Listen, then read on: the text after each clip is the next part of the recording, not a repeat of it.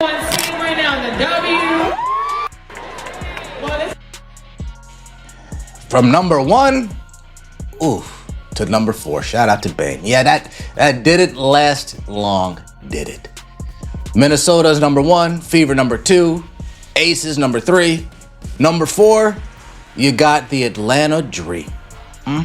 Angel Reese said it with complete confidence and zero hesitation.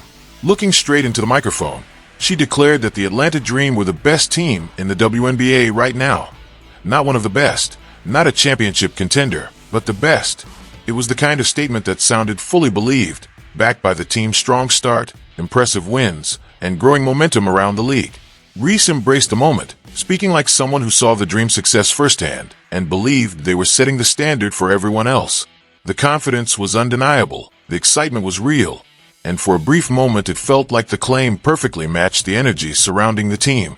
But then came the reaction, and that's when the conversation took on a life of its own.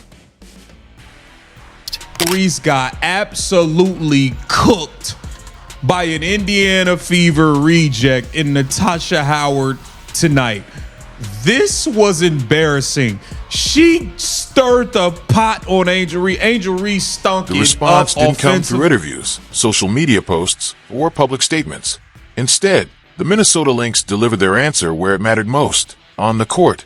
When the two teams met, the Lynx put together a dominant performance and walked away with a convincing 96-81 victory, turning the conversation from preseason confidence to on-court results. By the fourth quarter, the outcome was no longer in doubt, as Minnesota controlled the game with composure, execution, and consistency.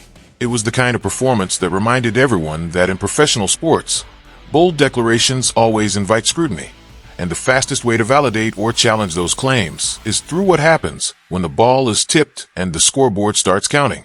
The Dream may still have plenty of talent and potential, but on that night, the Lynx looked every bit like a team determined to prove that the race for the top of the WNBA is far from settled. The Atlanta Dream was the #1 team in the W for 24 hours after getting their weak asses beat by 15 points by the Minnesota Lynx.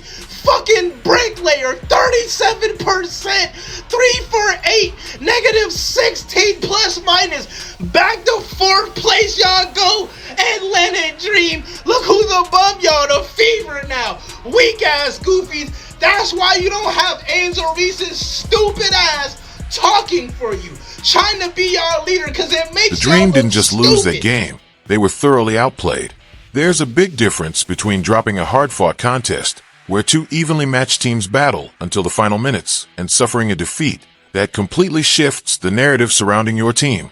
This felt like the second kind. Just days after bold claims about being the league's best team were making headlines, Atlanta ran into a Minnesota squad that controlled the game, dictated the pace, and left little doubt about who was better on that particular night.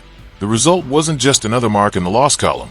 It raised new questions about whether the Dream are truly ready to back up the expectations and confidence that have been building around them. Look on your face when you're getting cooked by a 34-year-old all night long. Ouchie. Natasha Howard. We're going to start over here on these highlights. Natasha Howard cooking Angel Reese. Oh, Angel Reese not even playing defense here. Falling asleep in the middle of the play. And then Natasha Howard says, "Oh, you're going to give me all this space? Cool. Even though you're giving me this space, I guess I'll just blow right by you." Whoop. Give me that. Easy take. Up. Lost on the pick and roll. Lost on the pick and roll. Lost again. Slow recovery. This is the defensive player. This is the defensive player of the year on here. Right at the center of that performance was Natasha Howard, who delivered the kind of game that demands attention, finishing with 22 points and 8 rebounds. She wasn't just filling up the stat sheet. She was setting the tone for her team from start to finish. Those are the numbers people remember. The numbers that end up in headlines and post-game discussions when everyone is asking who made the biggest impact. Howard played with confidence, physicality, and efficiency, controlling the paint, crashing the glass, and making every possession count. Nothing about her performance looked forced. She simply played within the flow of the game and executed at a level the opposing team struggled to match. When a veteran player is producing that comfortably, it usually means the system is working, the team is connected, and everyone understands exactly what they're trying to accomplish on the floor. Had a stinker, man. Angel Reese and the Dream lose to the Lynx. Final score 81-96. Angel Reese shot 37.5% from the field. It says Reese continues to struggle offensively in her third year. This was a stinker, okay? She got absolutely cooked by Natasha Howard. There's points and times in these games, and we just got to be real. Even the game where the Dream was down and they came back, and I think they barely lost or something, they were better with her on the bench. I'm being honest, and I'm not saying they are better without her, but there are long stretches in games where they look like a better basketball team. The irony of the night was hard to miss. Angel Reese is supposed to be one of the key post players for the Atlanta Dream, a player expected to make a major impact every time she steps on the floor. Yet in this matchup, it was Natasha Howard on the other side who looked like the most dominant big in the game. While the spotlight and headlines had been focused on Atlanta's confidence and early season success, Howard let her performance do the talking. Then there was Courtney Williams, who completely controlled the flow of the game from start to finish.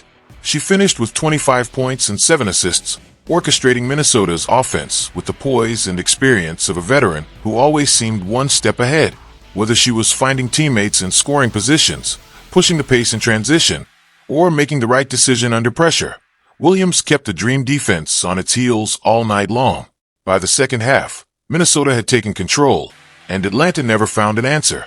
In a game that carried extra attention because of the bold claims made beforehand, performances like Howard's and Williams became the real story, proving once again that in professional basketball, the loudest statement is usually the one made on the scoreboard. My goodness, man. I don't know if y'all watched that game, but I watched it, and the Atlanta Dream is terrible. You know, they supposed to be, oh, look at our defense. We got the best defense. We the best team in the league. You got people going to parties, celebrating only after, 6 games, talking about they the number 1 team and all this and that. Now they the number 4 team. And I just want to say, Atlanta is very performative.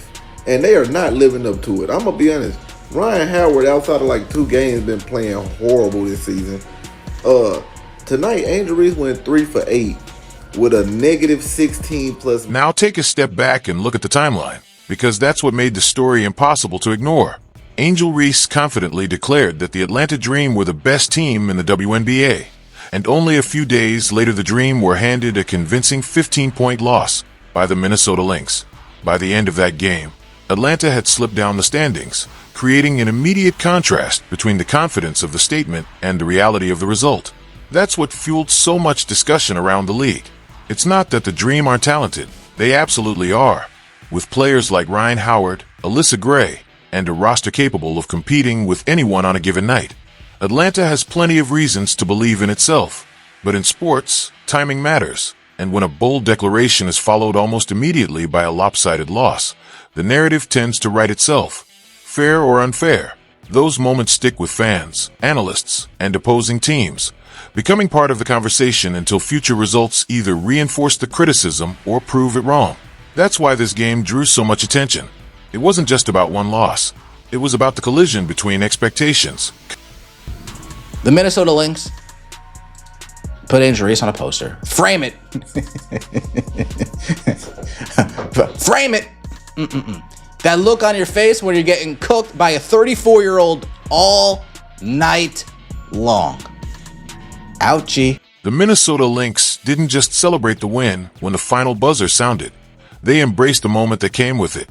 After a convincing victory over a team that had recently been generating headlines and confidence around its standing in the league, the Lynx let their performance do most of the talking. Then, like many teams do after a statement win, they shared reactions, celebrated online, and enjoyed the spotlight that comes with backing up a performance on the court. It wasn't about being disrespectful. It was about a team taking pride in a result they earned. In professional sports, bold statements and high expectations naturally create bigger storylines. And when players or teams make strong declarations, every game that follows carries extra attention. That's part of the competition. The claims are made, the games are played, and the results become part of the conversation. On that night, the Lynx made sure everyone remembered which team had the final word. As the conversation continued after the game, much of the attention naturally shifted back to Angel Reese, and her earlier comments about the Atlanta Dream being the best team in the league. The debate wasn't really about confidence. Every great athlete needs confidence to compete at the highest level.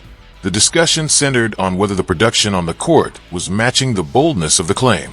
While Atlanta's success has been driven by contributions across the roster, many observers pointed to players like Ryan Howard and Alicia Gray as key engines of the team's offensive rhythm and overall performance. Meanwhile, critics argued that Reese still has areas of her game that need development before she can consistently deliver the level of impact expected from a player carrying such high expectations. That's what made the loss to Minnesota such a talking point. It wasn't simply that the Dream lost. It was that the result immediately intensified the conversation about performance, leadership, and whether the team's on-court results were fully supporting the confidence surrounding them.